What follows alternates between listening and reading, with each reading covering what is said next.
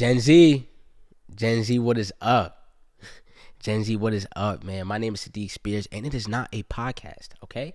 It is not a podcast. It is a show. It is a show where we bring the most pertinent topics pertaining to Gen Z, whether that's within business, politics, or media. The idea is to help y'all decode media, to be able to be perceptive to what? Build perspective. Okay, listen. We are hosted on the Perspective Media Network. If you want to follow us on Instagram or YouTube, go ahead and do that. We're on TikTok as well. Links are in the description. And we have a packed episode today. First, breaking news. Trump just said that he might be levying more taxes and tariffs on China, which has sent the market and my account into the depths. But that's okay. We're going to talk about it a little bit. In addition to that, he's also putting out mass firings, just announced that after the 10th day of the government shutdown. So we are going to talk about that. But the overarching topic that I really want to get into today is just the falling of the American system, or failing of the American system. Now, I know this has been a common like talking point that I feel like a lot of people has been talking about the American dream kind of dying and what does that look like. But I feel like most of that has just been in a monetary sense, but not necessarily like culture sense. So I do want to break into that. And the first, I guess I'll start with an anecdote. One of my friends, me and my friends are talking about this, talking about ICE in general, because ICE has just been prevalent within multiple major cities. It's been a thing that a lot of families have been affected, especially Hispanic families have been affected. And one of my friends was telling me about how one of her family members have been deported. And it got to a point where the family was just talking about like whether, usually we know when a family member gets deported, it's like, all right, the idea is to get right back, like get back to America so you can provide for the family back at home. But at this point, it's like some families are just debating whether or not that's even important anymore. Getting back to provide, getting to that opportunity. Maybe that opportunity is gone, and some people be like, oh, well, it's illegal immigrants, so why does that matter? Well, that matters because the whole world is watching. And the whole world, some of the world, Britain, France, are following to, white nationalism is rising everywhere. But the reason that this is a problem is because as America's main pathways to its dominance was its cultural power. You had the military, the economy, and its cultural prowess. So when people around the world want to buy American products, think that American products are top tier, the music, buying into the music, buying into the music, buying into the cultural production of America. When that starts to wane, I don't think people realize how much of a monetary value is attached to that. That is a huge reason as to why America is where it's at today, is because of cultural production, right? And not only is the economy waning, right? Job numbers are in the trash. We're going to talk about that as well. Job numbers are terrible. Military is waning, not necessarily within power, right? But if the military is being utilized on, the constituents or citizens, that is a problem. And now as cultural production is waning in other people's eyes, not just within America, but also within immigrants' eyes. And it's fragmenting too, because we're going to talk about Bad Bunny's performance now being trying to be overshadowed by Turning Point's All-American halftime show. We're going to talk about that as well. When those three things are waning, the American dream begins to die. And that is where we're at today. The American dream is beginning to die, and now everybody thinks, oh, we're just going to rid all these illegal immigrants out, which is affecting economy, right? Which is why the illegal immigrants that's coming within farmers on farmland and stuff like that, he had to stop doing that, had to stop deportations there because you can't. But now it's being instituted within cities, major cities, Chicago specifically, that we're going to talk about now. Okay? So Chicago, Trump has deployed the National Guard last week into Chicago, right? As I was looking up and doing my research for Chicago, the expectation on Chicago is that it's Chirac, mad people coming out with guns. Everybody got guns. So much death, right? No, that's not the case. There's been a huge decline within 2024 and 2025 when it comes to violent crimes. I'll read the statistic. Chicago has seen a significant drop in violent crime in 2024 and 2025. The summer of 2025 recorded the fewest homicides in 60 years. And overall violent crime is near its lowest point in at least 4 decades, according to the city of Chicago and WBEZ Chicago. 4 decades. So the same excuse that happened when it came to D.C. and militarizing D.C. of it's crime-ridden, this is the problem, this is why we're going in. Now he can't utilize that for Chicago. So what's the idea? Oh, Chicago's now having a problem with ICE, so now we need to militarize in Chicago. Newsflash, he's also talking about doing this to New York. So even when states are opposing that, or state governors, especially state mayors, are opposing that, Chicago's mayor is opposing this, and he continues to override that and then send troops in from Texas, as well as Illinois, you get to see where we're at as a country. Not only is this American dream dying in the hearts of Americans, at the root, could be a patriot, could not be a patriot, but the idea is jobs cuts are going up, job numbers are going down, the economy is getting worse. And yet, this is where our tax dollars go to. We've already said, and people have already said, that mass deportations cost a lot. Cost a lot. And I thought that the idea was to drain the swamp and we're going to fix a lot of this debt issue, but this debt issue is not getting fixed. All that's happening right now is that we're seeing military presence continue to rise. The economy is dampening, getting worse as we're seeing job cuts go up and job numbers go down. Where are our priorities at this moment? I would want my priorities fixed when it came to the economy. I want people to have the most jobs that they can have. It should be a employee market. But right now is an employer market. And there is no direction. All right. Going a little bit more into Chicago. Trump said on Monday that he would consider using the Insurrection Act, if federal courts prevented him from deploying the National Guard to conduct law enforcement missions and protect federal buildings, which Portland and other federal judges have blocked. The Insurrection Act, the only difference between the Insurrection Act and what they're doing right now, is that he's able to use active duty military personnel on citizens. But he's already doing what? Off-guard duty military personnel?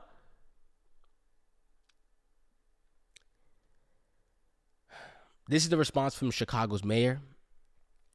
We will not tolerate ICE agents violating our residents' constitutional rights, nor will we allow the federal government to disregard our local authority, Johnson stated. ICE agents are detaining elected officials, tear gassing protesters, children, and Chicago police officers, and abusing Chicago residents. We will not stand for that in our city. With this executive order, Chicago stands firm in protecting the constitutional rights of our residents and immigrant communities and upholding our democracy. Now, that line of ICE agents are detaining elected officials, tear gassing protesters, children, and Chicago police officers, and abusing Chicago residents is substantiated. I looked it up. Got some articles in the description for y'all below. When military personnel are able to go into cities, are able to tear gas citizens, fly helicopters around, zip tie U.S. citizens. Keep that in mind. But even on a moral issue, I don't think anybody should be having that done. But when it's done to U.S. citizens as well, that's an infringement of rights. It's an infringement of rights. And anybody that's supporting this, you're supporting your own demise. It's actually very simple. You're supporting your own demise in this fact. And the reason why I'm saying this is because Chicago's mayor is detesting this. Like, this is the point of checks and balances. The mayor's detesting this. The governor's detesting this. And the president feels as if he needs to go over multiple federal judges, the mayor, and the governor. There are no checks and balances right here. There are no checks and balances. And when I talk about the fall of an American system, I'm talking about parties that's not willing to give a little. Everybody wants to be a hard ass. I feel like that's the move of this administration, right? It's the idea that we need to be a hard ass. Everybody gotta be tough. No. It's like Pete Hex at that Quantico conference or whatever. Him yelling at everybody, right? Like everything needs to be hard, tough, bootstrapped, figure it out. Stop being a soy boy. No DEI, all that stuff. No government assistance, whatever. This type of hard ass mentality is not rooted in conflict resolution ever. It's always going to be a game of chicken. Who's going to bend first? And typically, when it's from this administration, whoever's on the other receiving end is going to bend.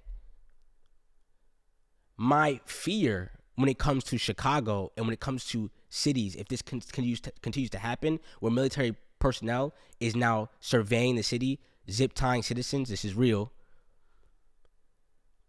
My fear is that we don't have a state that's prepared to have conflict resolution in the event of something bad happens.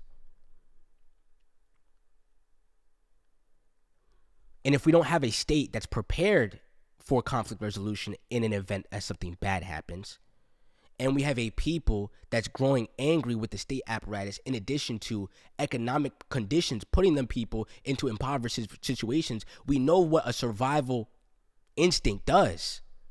It causes people to commit crime. I don't know if y'all hearing me. We have a state apparatus that does not want to do conflict resolution ever, but wants to continue to do bully ball and play chicken with the other person or with the other party. And now this other party right here is getting angrier and angrier. What happens if both parties chooses not to give up?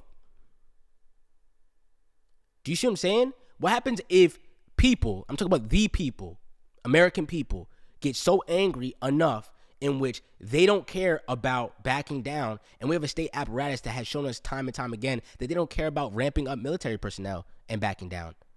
Okay, so we have two parties right here that are both willing to go into anarchy.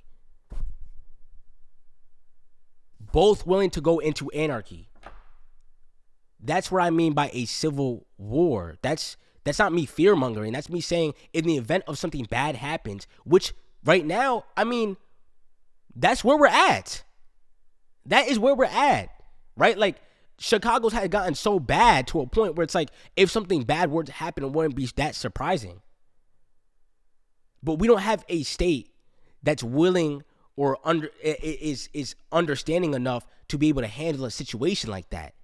How do I know that? Because of Charlie Kirk's passing. That wasn't handled in the right way. All that was handled in that from the state was, oh, look at the left-wing extremists. Y'all are doing the exact same thing that left wing has done to right wing extremists. No conflict resolution. Cast them aside. Okay, there's people getting angry, and I'm not one of those people in that moment. But I'm saying right now, I'm fearful that both parties don't have no conflict resolution. I'm not talking about parties like Democrats and Republicans. I'm talking about the people in the state. We're reaching times right now where tensions are at an all-time high, and we don't have any checks or balances to bring those tensions down. We don't have a president that cares to bring those tensions down. We don't have an administration, which I mean the VP and all the secretaries of those departments, to bring that down. We don't even have oligarchs like Elon or Mark or whatever trying to bring it down. So the only thing that I can come to as a conclusion as a forward thinker is that they're prepared. They're prepared and or they want something like this to happen. Because if not, then you would be doing everything to go the opposite way. And I'm not talking about, like, I understand, politicians, you don't want to have to back down. I don't know, ideally. You don't want to have to back down. But it's the same thing of like a parent in a child situation. A parent has to be a parent at some point. Your child could be doing the worst thing in the world. The worst things in the world to you as a parent. As a parent, you still have to take it. Because that's a job you signed up for as a parent. When it comes to the state, that's the state's job. The people could be wanting anarchy 10 times over, but the state needs to have some type of conflict resolution, or it's not going to work.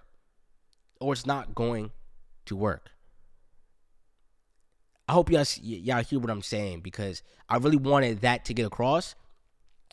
The example that I wanted to give was and I'm not supporting or condoning this. This is just an example, because at this point, we're not that far away from it.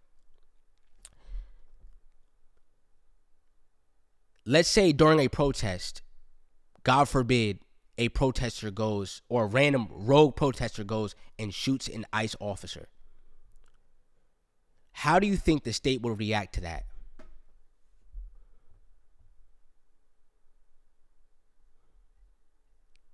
I'm giving y'all a second. How do you think the state will react to something like that? Will it A, ramp up military personnel? Will it B, go on news networks and say, hey, as an American population, to be honest, I think we've gone and gotten too far. This is bad. This is not something that we should be doing as a population. To be honest, we need unity.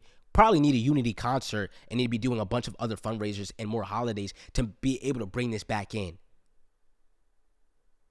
Or 3, or C, will they just go on different news networks and ramp it back up and say, look at these left-wing extremists, This is the problem with this country. Democrats, Republicans.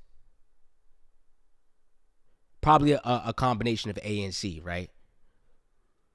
And that's what I mean by we don't have a state that is prepared for conflict resolution. We have a state that wants to ramp up anarchy. A state that is prepared for a civil war.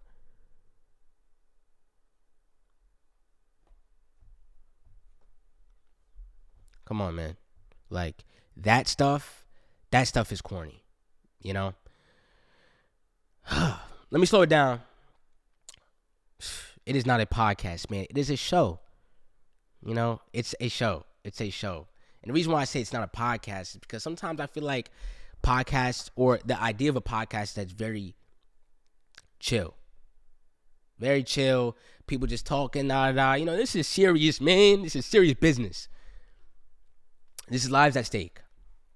I think a lot of people need to have more conversations that are challenging with other people. Granted, I'm great. I'm very grateful that I grew up in Poughkeepsie.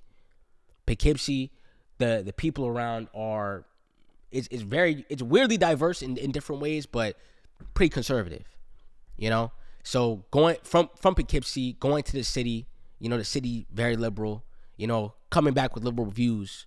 You know, I always had low-key liberal views. Coming back with liberal views, or more progressive views, let me say, I'd rather say, I have to engage often. And although that looks argumentative, it's not. You know, sometimes it's real life engagement. You know, and like, I'm prepared to have those conversations. I enjoy having those conversations because, to be honest, I don't think a lot of people understand a lot of the stuff that we're talking about. Sometimes it's just mumbo jumbo and you just listen to your favorite person that breaks it down. Hopefully I'm that favorite person. And I understand that. But I want y'all to build perspective. I want people to build perspective, because this stuff is convoluted, it's complex. It's like we're talking about the economy, right? But as we're talking about the economy, it's so bad, the stock market's doing amazing. Why is that? Why is the economy doing so bad, but my stock account is doing amazing? It's convoluted. You know? So it's,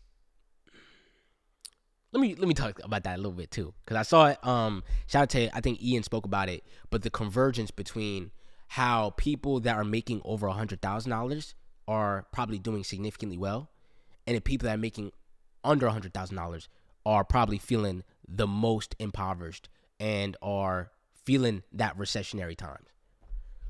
But the people over 100,000 are probably loving this right now. Like, I mean, like, over 400,000, you just got tax cuts.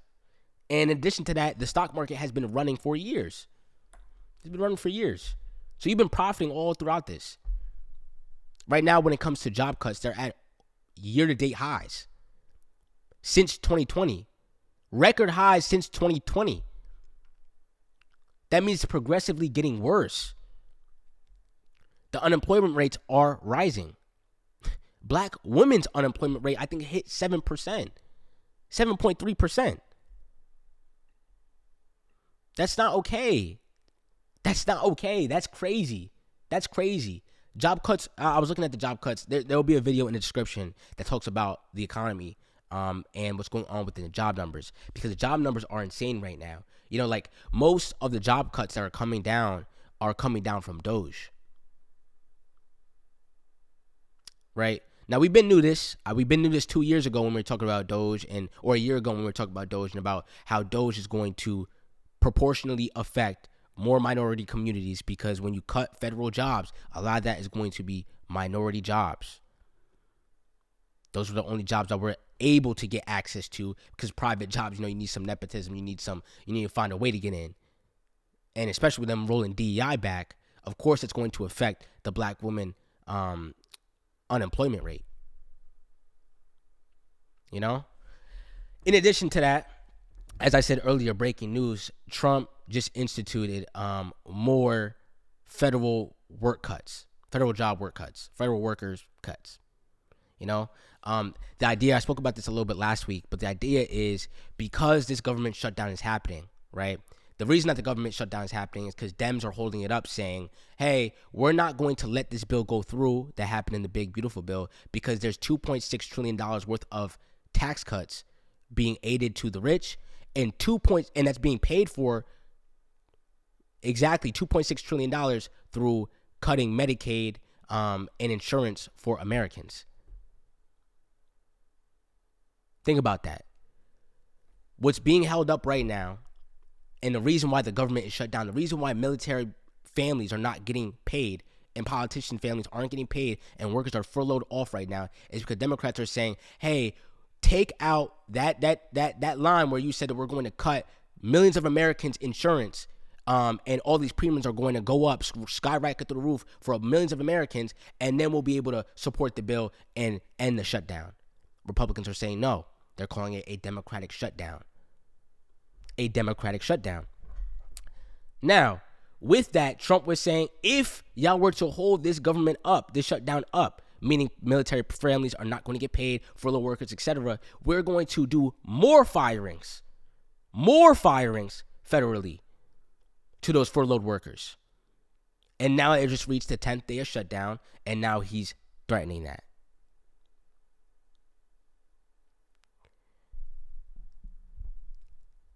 There's not a lot of humanity left.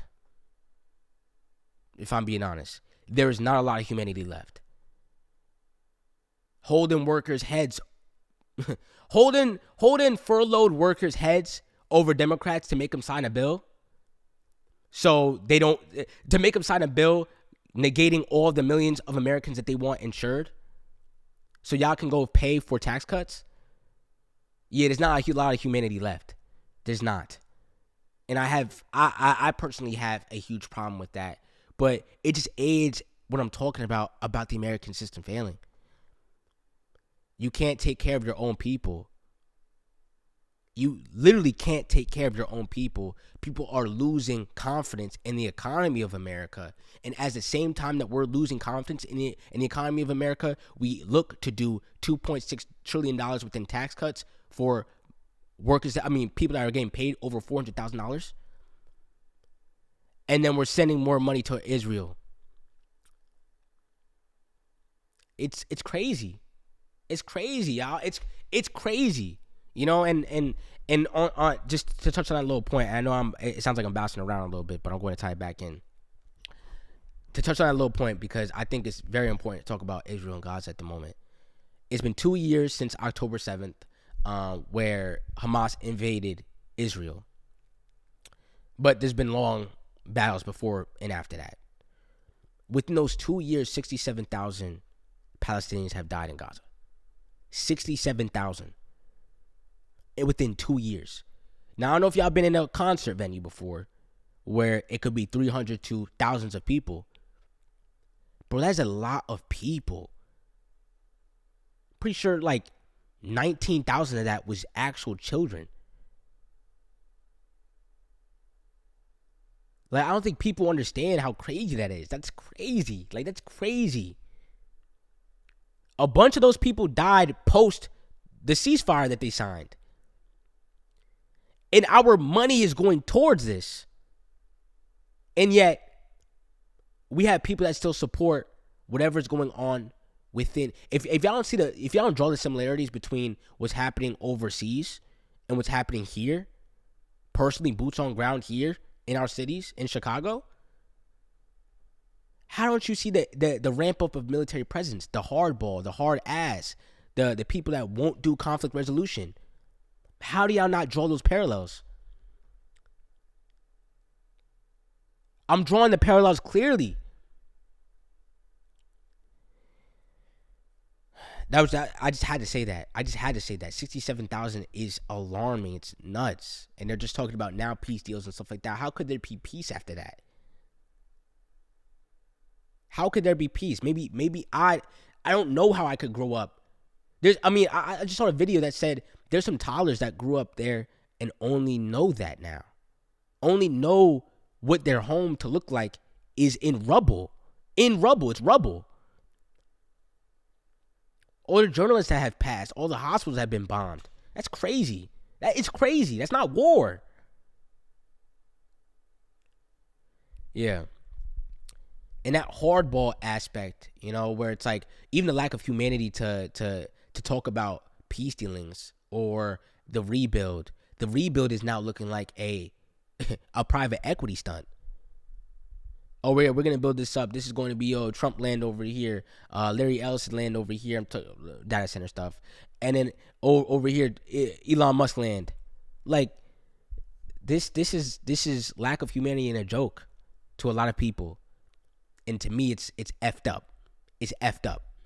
It's effed up. Let me rear it back. So listen, as I said, the American system, military, economy, cultural production, right?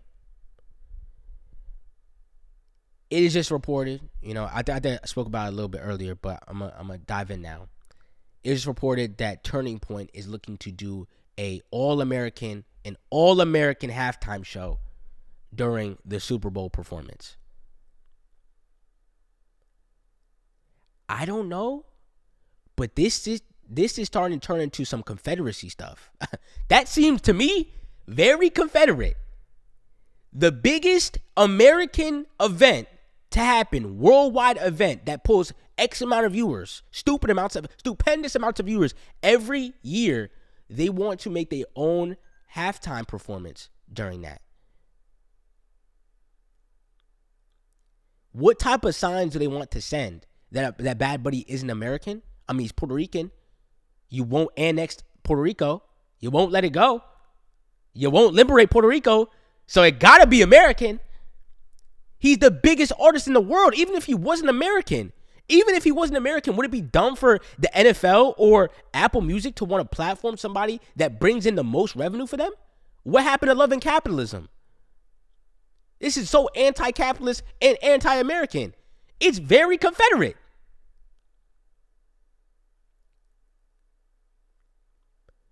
The cultural production in America is fragmented now.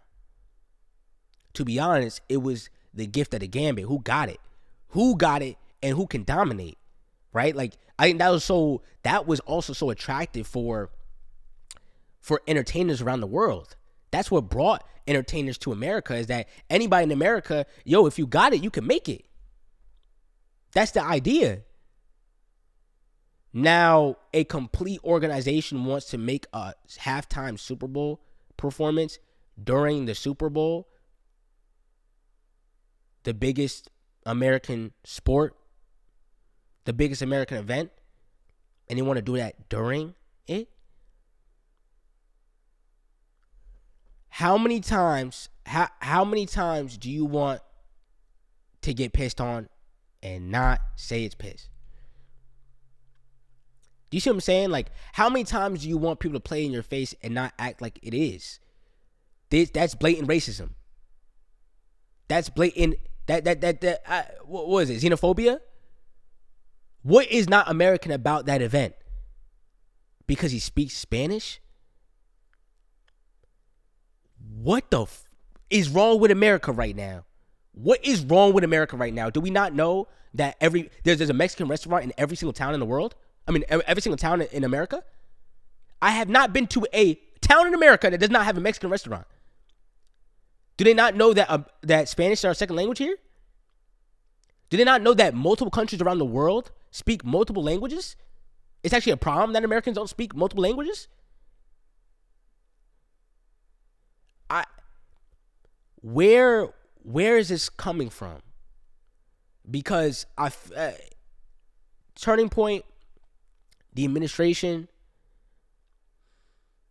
media in general they're all responsible for this. All responsible for this.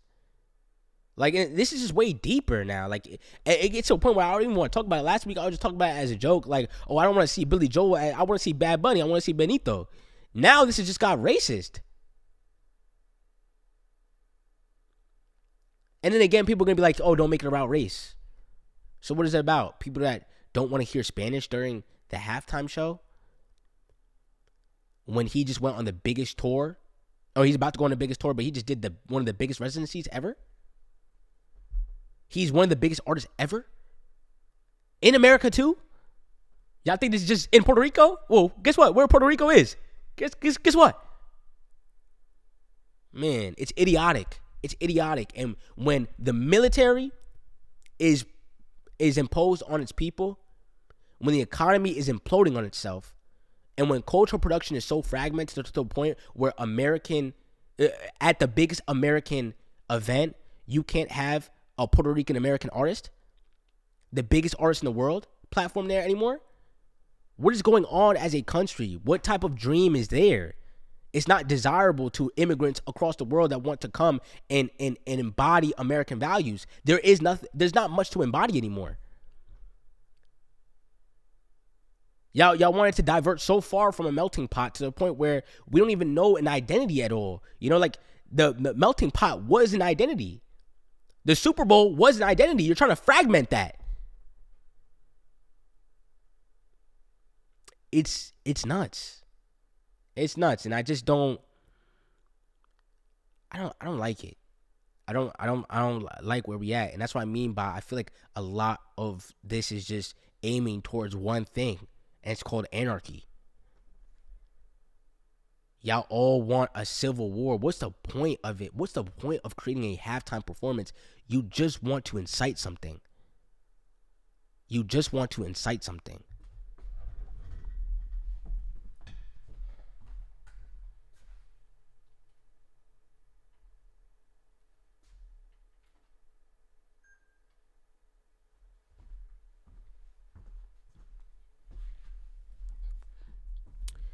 What's the point of creating a halftime performance? You just want to incite something. Like that's it at the root. The only point of you creating a halftime performance during that segment is to incite something. You want some clicks, you want some attention, you want people to question why. Well, it's pretty simple. It's pretty simple. You can't stand the fact that there is a Puerto Rican artist on that stage, even though he's the biggest artist in the world. This is anti-capitalism. He did it. He rose to the top. You're acting as if he just got plugged in. And Taylor Swift said no. So who are you gonna apply? Who are you gonna bring?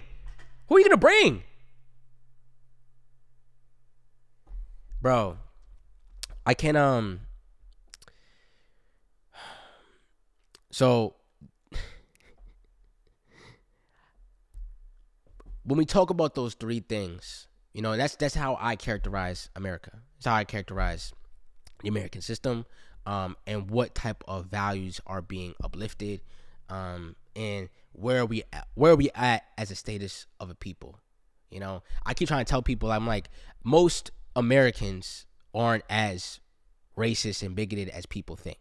You know, when it comes to voting practices or implicit bias, maybe, but on a day-to-day, man, wherever I'm at, people are going to smile at me. People are going to open the door. People are going to close the door. I might face some racist stuff, you know, or like little microaggressions. But I think when people come in contact with a lot of that goes away. I think most stuff is just engineered by our phones and our algorithms, where we're sitting alone, and that's when the deep, dark biases start to come out a little bit more, and you're fed a little bit more stuff. But a lot of people just need to go outside and touch some grass and go interact with some people. You know, it's the same thing. Like I knew some people that were so against trans people until they met a trans person. Touch some grass, because that's the only way that we're going to protest or move against this huge tidal wave from the state, media, and politics to continue to go towards anarchy. I want to rid that. I'm tired of this, and I don't want to see the extreme ends of this. It's funny because I'm moving around a lot, and my cousin was telling me about, you know, he was like, oh, you need to keep your composure a little bit more. I feel like I'm keeping my composure. I'm just, you know, I hope y'all know I'm just passionate. But it's like, I want us to go further as a nation. Listen, we got a lot of things to worry about. Almost too much things to worry about right now. So why are we worried about getting illegal immigrants that add to our GDP and add to our tax dollars that don't take from our tax dollars? They do not take from social services. They uplift multiple industries, especially the farming industry. Why focus our energy on that when we have $36 trillion, or not 36, is it that? We are X amount of dollars in debt and continue to add to it. I thought the goal from this administration was to rid the debt, and we're continuously adding to it by just alienating people and blaming them for the problems that the last 30 years politicians haven't been able to fix. But yet they get to blame this, blame left, blame right, blame whatever. They get to get rich. You know, I've seen the stock accounts for a bunch of them. We've seen Nancy Pelosi's stock account. I can assume what Trump made off of that meme coin rug pull. I don't think y'all, like, we're being run by a whole group of sellouts, willing to do a bunch of different things to be able to get their point across or their agenda across. When I mean agenda, I'm just talking about their rocks, their money.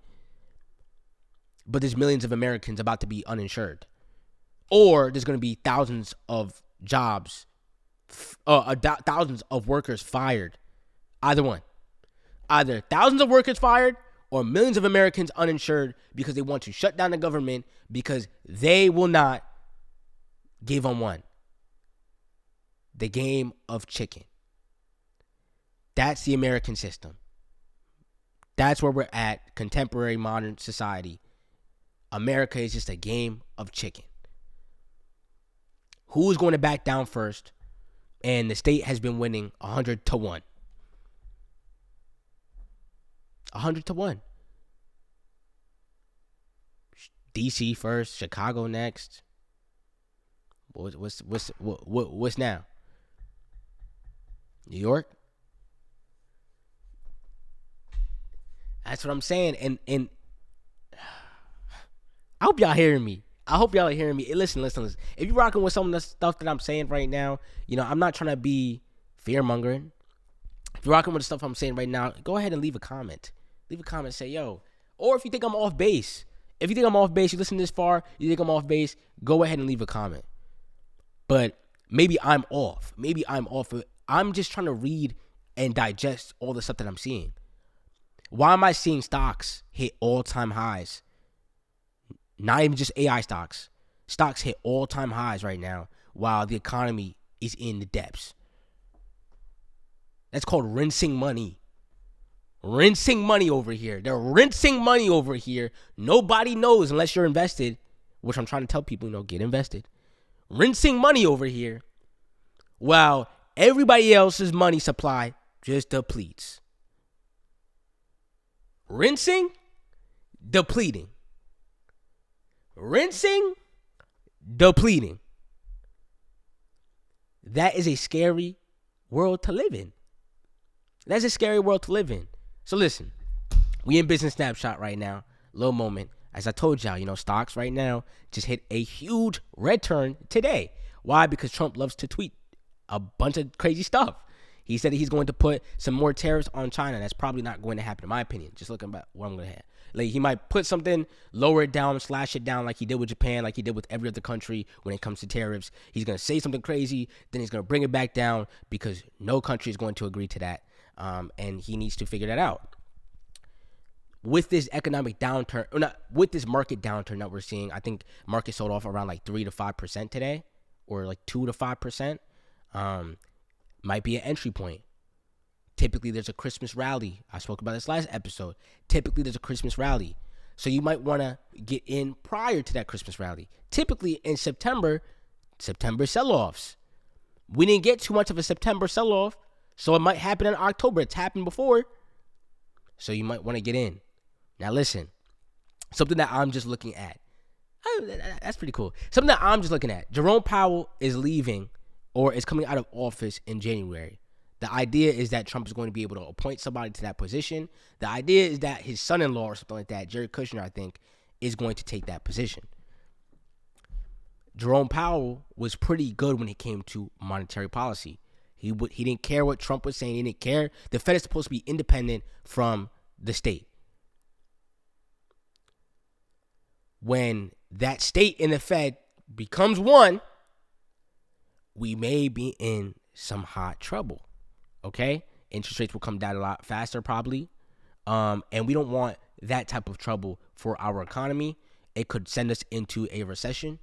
Or it might be able to avoid a recession. And it might just come years later. Nobody knows. But all I do know is time out of the market is time wasted. Most of the time, you should be in the market, even if you have positions, that are not cemented, like they weren't bought years ago. So you don't have a lot of cushion to go up. But when it comes down significantly, you kind of want to be able to get in. It's not financial advice. That's just something that I do personally. That's what I do. I see a huge markdown. Something came down today. I bought a couple of shares into some of the stocks that I liked. That's how I play the game. So that's just what's up on the horizon. Just saying the tariffs when it comes to China. In December, that's when I'm expecting a rally. But it could always be a fake out. You never know. January is when Jerome Powell is being replaced. So that's going to be some type of uncertainty for the market. And I don't know if I'm going to be there to experience it. That's not financial advice. I'm just telling y'all how I'm feeling. We touched on Media Land a little bit. I touched on the Bad Bunny performance and it now being overshadowed, which is just so sad. Like, the whole performance was about liberation and bringing historical facts to Puerto Rico. Like bringing that energy back for Puerto Ricans. Like even within my culture, like most of my family moved out of Puerto Rico. The reason why I don't speak Spanish is because most of my family moved out of Puerto Rico and assimilated some way, shape, or form as a New Yorican and then moving down to Florida or moving down to other places. That's why I don't speak Spanish. Like there's actual history attached to a lot of this stuff. So when Benito or Bad Bunny goes and does a performance in New York or in the subway station, to Nueva York, like that means something. There's a lot of people see that as like, oh, you just talk about Puerto Rico, but not really. Like that's very American too. New York, taking Puerto Ricans from New York is, you see what I'm saying? Like a lot of people don't understand what that means. Like Puerto Ricans are integral to New York. You go to the Bronx, what are you going to see? A huge amount of Puerto Rican flags. You go to the Lower East Side, what are you going to see? Washington Heights, what are you going to see? Brooklyn, what are you going to see? it's inextricable from the culture that people are talking about, and that's what I mean by sometimes you gotta get out of your own bubble, get away from that little middle town that you be in, go fly to somewhere and go see life a little bit more. Go see life a little bit more, because that is just sad, man. Like, and who's gonna watch that? Let's be for real. Who's gonna watch Turning Point? What y'all gonna have? Metallica? Y'all gonna have Metallica? What? Billy Joel and I don't know. I don't know. I don't even know who y'all gonna get. Just know I'm gonna be watching Benito.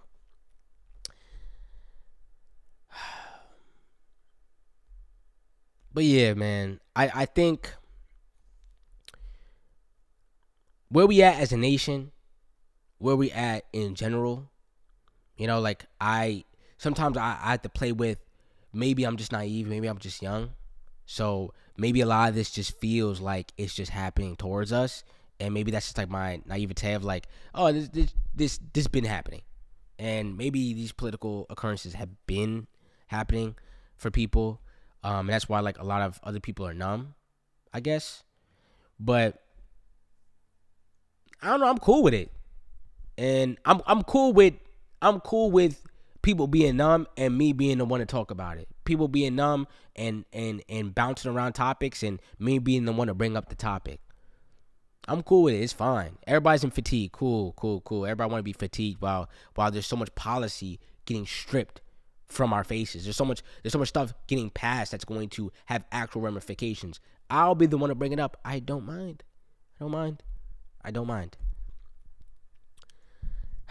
Yeah, man. I hope y'all doing good. Even with this fatigue, even with all this whatever BS that could be happening at the moment, there's hope. And I don't want people to mistake my urgency. This happens a lot. People mistake my urgency and my passion for like pain or victim, or as if I'm trying to victimize myself, right? Like there's differences. I feel like I'm the, like, confidence wise, I feel like I'm the best guy around. I can put that in one line of thinking, and the second line of thinking still say, hey, there might be a lot of factors that I have to fight against in general. And those both can be true. So I don't want my passion or me losing my composure or something like that, or me staring at the camera like I'm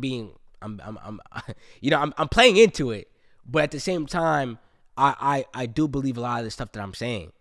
And I want people to know that I believe the stuff that I'm saying. I understand it, but at the same time, a lot of stuff that I feel like I do combat or I have to work out of, I'm going to get it regardless. I was bred for this type of stuff. You know what I'm saying? And that's how you should be, feeling it as well. You should be bred for this type of stuff. This stuff that we're going up against, this state apparatus stuff, it's not nothing new. Nothing is new under the sun. So go do your readings. Go look up how people have combated against this before. Or find different creative ways for you to navigate, make money, but at the same time have an impact, have an influence. This type of stuff it's important. I'm trying to build next gen leaders, next Gen Z leaders. This type of stuff that I'm talking about right now, like I think about the people that I was listening to at the time, that inside of that type of feeling in me, the type of feeling that I want to go make my money. I want to go get this, go have an impact on this world, but also be intentional with how I'm talking to people, how I'm moving with people, moving with love and grace. You can do both. And although this administration, although the state apparatus wants to be hard and everything gotta be tough, man, I'm telling y'all, it doesn't have to be that way. Business don't have to be that combative. Politics doesn't have to be that combative. Having engagement, a discussion, doesn't have to be that combative. We just have to respect each other, have love for one another, being able to see each other's shoes. A lot of this is not about a one-on-one with one person or a discussion, a family discussion, or a school discussion. A lot of this is a discussion with each self. Most people are talking to their phone. Most people are getting their information and then having that one way exchange with their phone. You're beating your algorithms, man. This is not the people in front of you. This is not the people that you're meeting at the bank. They going crazy in their algorithms. So don't be that. Don't be that. Touch grass. Touch grass, family. Touch grass. Hope y'all doing good out there, man. Hope y'all doing good. I hope this didn't sound like I'm just rambling, because there's a lot of thoughts, but I wanted to sprinkle in a lot of facts. There's a lot of facts I talked about today. There will be linked into the description. Chicago, ICE, job numbers in the depths, culture, the Bad Bunny performance thing. There's stuff attached to this. ICE going into Chicago and pepper spraying people and zip tying them, and helicopters flying around people's houses and them knocking on a bunch of people's doors, violating rights. It's real stuff that I want y'all to look up and go into. So listen, my name is Sadiq Spears, man. I am the host of It's Not a Podcast. It is a show. You can follow us on YouTube, Instagram, TikTok, Perspective. We're hosted on Perspective Media Channel. So you could, go see us in the description as well, because we are building a production platform where we actually put a lot of commentary and real politics and information into the stuff that we're putting out. We're outputting forward-thinking content, and I don't think a lot of networks are looking to do so. We are doing that as a Gen Z platform. So, and I'm gonna never stop talking about it. You feel me? I'm gonna never stop talking about it. I love y'all. This is episode 12 of It's Not a Podcast, and we got something special coming for y'all. We got something special. And it's my birthday month. Y'all didn't know. Libra, big Libra in the chat, big Libra. With the scales and everything. So love y'all, and I will see y'all in the next one. Of course, be perceptive to build perspective. Gen Z, what is up? It is not a podcast, man. It is a show.